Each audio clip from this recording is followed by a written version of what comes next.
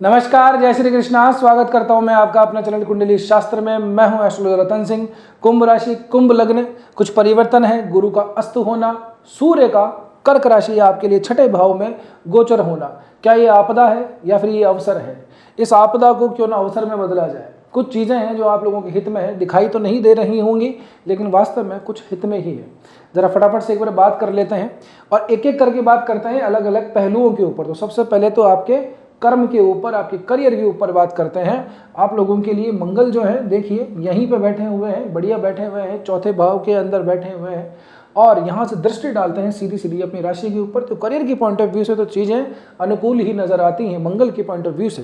ये तो राशि भी वैसे जल तत्व की राशि है, वृश्चिक राशि है, एकांत राशि है। तो जो लोग जनरली ऐसा है कि बहुत सारे ग्रुप के साथ में काम नहीं करते, जो लोग ऐसा है कि ऐसा एक सोलो ही काम करना पसंद करते हैं, टीम के साथ मिलकर काम करना पसंद नहीं करते, खुद ही अपने आप के अंदर टीम है या टीम में है भी तो एक बस कहने मात्र के हैं, तो ऐसे लोगों के लिए तो मैं ये कहूँगा कि थोड़ा एक्सपोजर का थोड़ा सा समय है। लग्नेश जब सीधा सीधा संबंध बना लेता है अपने ही लग्न से, अपनी राशि से, है ना, मंगल, क्योंकि यहाँ पे वृश्चिक राशि का स्वामी बनता है, सीधी सीधी दृष्टि डालता है, तो उस दृष्टि से देखा जाए तो थोड़ा एक्सपोजर करने का थोड़ा सा समय है आप लोगों के लिए।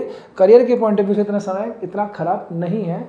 तो आप लोगों के लिए तो मैं ये कहूँगा कि जैसा चल रहा है वैसा ही चलता रहेगा, कोई खास विशेष इसमें परिवर्तन नहीं है। परिवर्तन कहाँ है, जरा इसको देख लेते हैं। वर्किंग प्लेस के ऊपर परिवर्तन है, वर्क इन्वायरमेंट में परिवर्तन है। क्या है कि सूर्य नारायण भगवान यहाँ पे प्रवास कर रहे हैं 16 जुलाई के दिन, 16 जुलाई यानी कि सप्ताह का मध्य के अंदर। इससे पहले सूर्य बुध के साथ में पंचम भाव में बैठे हुए हैं, बढ़िया फर्स्ट क्लास। अब कहेंगे साहब ये तो छठे भाव के अंदर चला गया, बड़ा ही गड़बड़ करेगा। वैसे भी क्या है, ये जो लग्नेश, ये जो राशि शनि की है, वहाँ से सूर्य की इतनी बनती भी नहीं है, तो क्या किया जाए? नहीं, ऐसा नहीं है।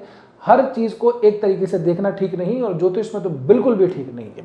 देखिए, क्रूर ग्रह छठे, आठवें, 12वें में चला जाता है तो वो शुभ फल देता है, पहली बात। यहाँ पे गुरु बैठे हुए हैं, गुरु जैसे शुभ ग्रह ऐसे अशुभ भावों में चला जाए तो ठीक नहीं है। गुरु अस्त हो गया है। अब देखिए, जो चीज़ हमारे लिए लाभदायक नहीं है, अगर वो थोड़ी सी कम हो जाए तो हमारे लिए फायदा होगा या नुकसान? फायदे की बात है। फिर यहाँ पे ऑफिस पॉलिटिक्स के अंदर ठीक से जवाब नहीं दे पा रहे हैं, आप उसका शिकार हुए जा रहे हैं, है ना। स्ट्रेटेजिकल तरीके से आपको थोड़ा सा डिग्रेड करने का प्रयास किया जा रहा है, आपका जो भी क्रेडिट है वो दूसरा लिए जा रहा है, रिकग्निशन नहीं मिल रहा है। तो सूर्य के यहाँ पे पहुँचने से वो बल मिलता है, ठीक है ना, और शत्रुओं का दमन करता है। और ये दोनों के दोनों ही मित्र हैं, मित्र की राशि में ही है, तो इस भाव के अंदर फुली तरीके से एक्टिवेशन इन्होंने कर दिया है 16 जुलाई के बाद में। तो आप लोगों अपने जो भी आपके कॉम्पिटिटर्स हैं उनसे फ्रंट फुट पे खेलिए, 1 to 1 बात कीजिए। जो भी योजनाएं आपने बना रखी हैं, खास करके करियर, अपने वर्किंग प्लेस के ऊपर, अगर आप सोलो भी काम करते हैं तो उसके लिए भी अपनी योजनाओं को आगे बढ़ाइए। जो भी आपके शत्रु हैं वो धीरे धीरे करके साफ हो जाएंगे, क्योंकि ये 2-4 दिन का गोचर नहीं है। सूर्य अगले 1 महीने तक यहीं रहने वाले हैं, ठीक है ना। ये आगे बढ़ेंगे, पुष्य नक्षत्र में भी आएंगे। जब पुष्य नक्षत्र में आएंगे तो ये और अच्छे तरीके से आप लोगों के लिए शुभदायी फल होंगे, खास करके अपने शत्रुओं का दमन करने के लिए। जिन लोगों पे कोई लीगल एक्शन चल रहा है, कोर्ट कचहरी थाने जिनको चक्कर काटने पड़ते हैं, उन लोगों के लिए भी अपने मामले सॉर्ट आउट करने के लिए ये बढ़िया समय है। तो आगे प्रोसेस कीजिए। जो भी चिंताएं चल रही हैं, पुराने जो खड्डे भर रखे हैं, है ना, खड्डे खोद रखे हैं, उनको भरने का समय है। इसलिए मैंने कहा आपदा को अवसर में बदलना आपके हाथ में है, ठीक है ना। आगे बढ़ते हैं तो हम आप लोगों के लिए देखें शुक्र और बुध के हिसाब से। तो बुध तो चलो ठीक है, वक्री है, क्योंकि नवम पंचम दोनों बनते हैं भैया, इनको तो लेना जरूरी है, इनके बिना कैसे पार पड़ेगी। तो बुध तो वक्री है, वक्री ही रहेंगे, इसमें कोई विशेष परिवर्तन है नहीं। तो प्रेम प्रसंगों के अंदर मामला थोड़े से अभी हल्के ही चल रहेंगे। ज़्यादा बात करेंगे तो बात बिगड़ जाएगी, मिसअंडरस्टैंडिंग थोड़ी सी क्रिएट होगी, क्योंकि आपकी टंग स्लिप इस समय पे बहुत जल्दी हो रही होगी। आप कहना कुछ चाह रहे होंगे, कह कुछ देंगे, सामने वाला समझ कुछ लेगा, कहानी कहाँ की कहाँ पहुँच जाएगी। तो शांति रखिए। और इससे पहले भी 16 जुलाई से पहले सूर्य की ही दृष्टि से देखा जाए ना, तो 13 से लेकर 16 जुलाई के बीच में, जी हाँ, 13 से लेके और 16 जुलाई के बीच में सूर्य जो है वो पुनर्वसु नक्षत्र के तीसरे चरण में रहेंगे। इसमें सूर्य जो है वो वर्गोत्तमी हो जाते हैं, यानी कि इसी जगह पे नवमांश के अंदर भी यहीं मिलेंगे और ज़्यादा बलशाली होंगे। तो एक तो तेज है, जोश है, उन्माद है, फिर ऊपर से भाषा नियंत्रित नहीं है, तो खामखा प्रेम प्रसंगों के अंदर लड़ाई झगड़े पैदा हो सकते हैं। तो थोड़ी शांति बना के रखिएगा। विद्यार्जन करने वाले विद्यार्थियों के लिए तो मैं कहूँगा कि अभी जैसी स्थिति आप लोगों के साथ में पिछले 8-10 दिनों से चल रही है वैसे ही यथावत रहेगी, इसमें कोई विशेष परिवर्तन नहीं है। ठीक है ना। लर्निंग करने के अंदर याद करने में थोड़ा टाइम लग रहा होगा, तो कुछ चीज़ें मिसिंग हो जाती हैं बीच बीच के अंदर से, तो ऐसी स्थिति जरूर से रहती है। बुध के इस गोचर के समय में वक्री चल रहा है तो थोड़ा सा विलंब हो रहा होगा चीज़ों के अंदर, बाकी कोई खास विशेष परिवर्तन की या विशेष परेशानी वाली जो बात है वो नहीं है। आगे चले, आप शुक्र की दृष्टि से देखो, एक मैं आपको और अच्छी खबर बता देता हूँ आपकी, क्योंकि भाग्येश बनते हैं शुक्र। 17 जुलाई आएगी, 17 जुलाई को, क्योंकि ये क्या है, शुक्र आप लोगों के लिए इतना कारक बनता है, उतना इंपैक्ट दे नहीं रहा था। उसका रीजन ये है कि मघा नक्षत्र में चल रहा था, मघा केतु का नक्षत्र है, केतु खुद भी मघा नक्षत्र में चल रहा है। तो शुक्र जो है, जो जिस तरह का प्लैनेट है, चार्मिंग का है ना, रोमांस का है, अच्छी भौतिक सुखों को प्रदान करने वाला है, फिर व्यापार भाव में और गोचर कर रहा है। फल नहीं दे पा रहा था क्योंकि मघा नक्षत्र केतु वाले साथ के अंदर इस तरह से प्रॉब्लम चल रही थी। भाई जो भौतिक सुखों का कारक है उसको अगर आध्यात्म के अंदर डाल दोगे तो परेशानी होगा, सीधी सी बात है। तो अभी क्या होगा कि ये पूर्व फाल्गुनी नक्षत्र के प्रथम चरण में प्रवेश करेंगे 17 जुलाई से। जैसे ही ये प्रथम चरण में आएंगे अपने नक्षत्र में, ये भी वर्गोत्तमी हो जाएंगे, यानी कि आपके सप्तम भाव के अंदर शुक्र वर्गोत्तमी होंगे 17, 18, 19 इन 3 दिनों के लिए। तो सप्ताह का ये जो अंतिम हिस्सा है शुक्र के पॉइंट ऑफ व्यू से ये भी आपके लिए स्पेशली शुभदायी रहने वाला है। व्यापार में यहाँ पे तरक्की दिखाई देती है, दाम्पत्य जीवन में रोमांस दिखाई देता है, कुछ डिस्टेंस चल रही होगी, केतु की वजह से नीरसता छाई हुई होगी, थोड़ा सा अब बढ़ने का आगे समय आ गया है ना। मैंने बहुत पहले अपनी जनवरी फरवरी का एक वीडियो है, तब मैंने उसमें कहा भी था, क्योंकि अभी देखें ना, अभी राहु और केतु बस यही है, यहीं पे सारे ग्रह हैं, राहु केतु से लेकर के, और बस यहीं फंसे हुए, इधर तो कोई ग्रह है ही नहीं। तो राहु केतु के एक्सेस की वजह से लॉकिंग हो जाती है, तो ये परेशानी है, ये भी केतु ही क्षमा कीजिएगा जो शुक्र हैं यही तोड़ने वाले हैं, और तोड़ चुके हैं। टेक्निकली देखा जाए तो 8 डिग्री के आसपास जब ये केतु थे तब शुक्र यहाँ से आगे निकल गए थे 7-8 डिग्री के आसपास, तो डिग्री वाइज तो ब्रेक हो गया है, आगे अभी निकलेंगे 1 अगस्त के दिन तब पूरी तरह से ब्रेक हो जाएगा। बहरहाल तो आप लोगों के लिए शुक्र के पॉइंट ऑफ व्यू से आने वाला समय 17 से लेकर 19 जुलाई का व्यापार दाम्पत्य इसके लिए भी अच्छा रहने वाला है। अब मैं एक और बात बता देता हूँ आप लोगों को, व्यापार भाव का स्वामी कहाँ पे है आप लोगों के लिए, छठे भाव में। यहाँ से दृष्टि देखो कहाँ डाल रहा है, 12वें भाव के ऊपर, अर्थात व्यापार से संबंधित व्यय करने का समय है, व्यापार से संबंधित खर्चे करने का समय है। एक और बात, जिनका एक्सपोर्ट इंपोर्ट से रिलेटेड करता हुआ काम है उन लोगों के लिए भी थोड़ा सा चीज़ों को आगे एक्सपेंड करने का टाइम है, ठीक है ना। जो लोग विदेश वगैरह के अंदर रहते हैं उनका भी थोड़ा बहुत तो चीज़ें, मैं ये कहूँगा कि अगर काम से संबंधित अगर जा रहे हैं वहाँ पे या जाना चाह रहे हैं तो थोड़ा सा प्रोसेस आगे बढ़ाइए, काम आपका बन सकता है। अब बात कर लेते हैं आप लोगों के लिए चंद्रमा के गोचर से।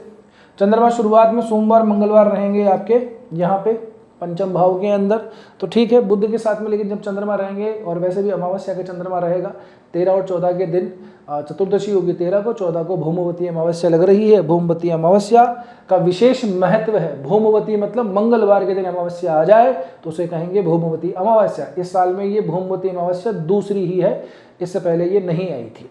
विशेष महत्व होता है इसका, इस पे तीर्थाटन करना, नदियों में स्नान वगैरह करना, दान पुण्य करने का अच्छा समय माना जाता है। साथ में ही जो पितृ होते हैं उनका तर्पण करने के लिए भी अच्छा समय माना जाता है। बहरहाल इसके बाद में 14 जुलाई तक यहीं रहेंगे, बुध और चंद्रमा साथ में रहेंगे, तो क्या होता है कि ऐसे समय के अंदर किसी के प्रति आकर्षण बहुत जल्दी बढ़ जाता है।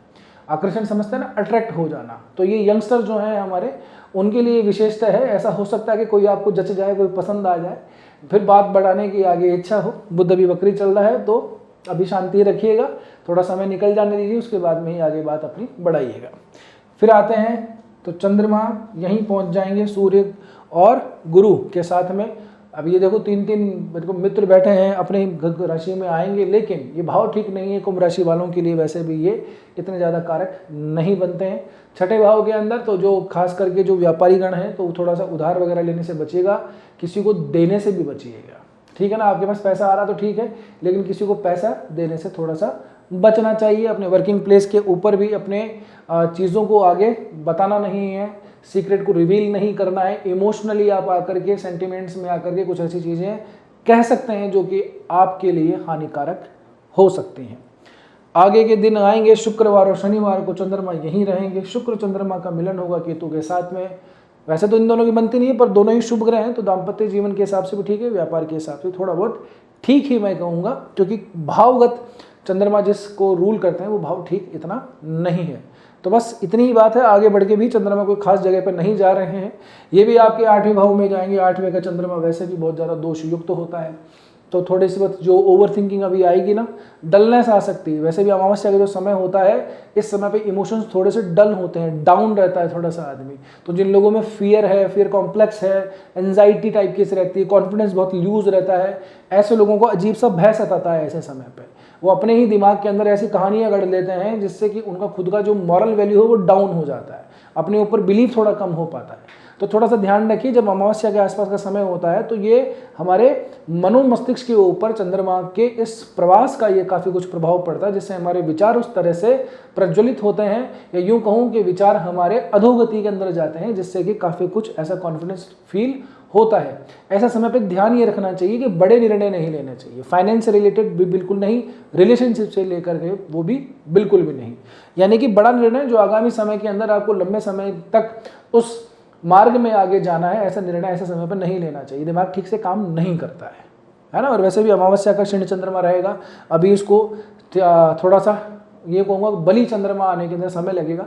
सप्तमी षष्टमी के आसपास आएगा तब थोड़ा चंद्रमा बली होता है, तो अभी क्षीण ही रहेगा। तो चंद्रमा के पॉइंट ऑफ व्यू से थोड़ा से अपने विचारों पे नियंत्रण बना के रखना है।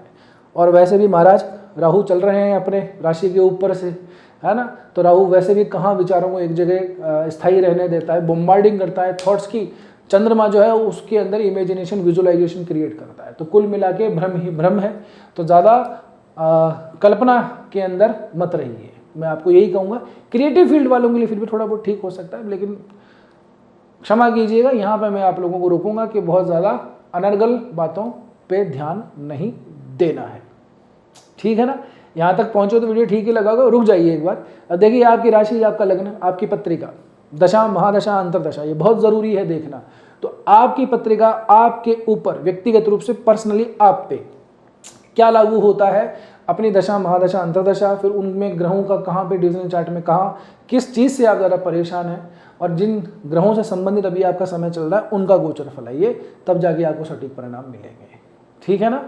तो यहाँ तक पहुँचो तो वीडियो वापस ठीक नहीं लगा होगा आप लोगों को, और लाइक भी कर ही दिया होगा। हमेशा की तरह वही मेरी प्रार्थना, वही रिक्वेस्ट है आप लोगों से, वीडियो को हाइप कर दीजिए, नए हो तो सब्सक्राइब चैनल को ज़रूर से कर दीजिए और शेयर भी कर ही दीजिए। बस आज की वीडियो में इतना ही, मिलते हैं अगले वीडियो में, तब तक के लिए स्वस्थ रहिए, मस्त रहिए, अपना और अपनों का ध्यान रखिए। जय श्री कृष्णा, जय श्री राम, हर हर महादेव, जय गौरी शंकर।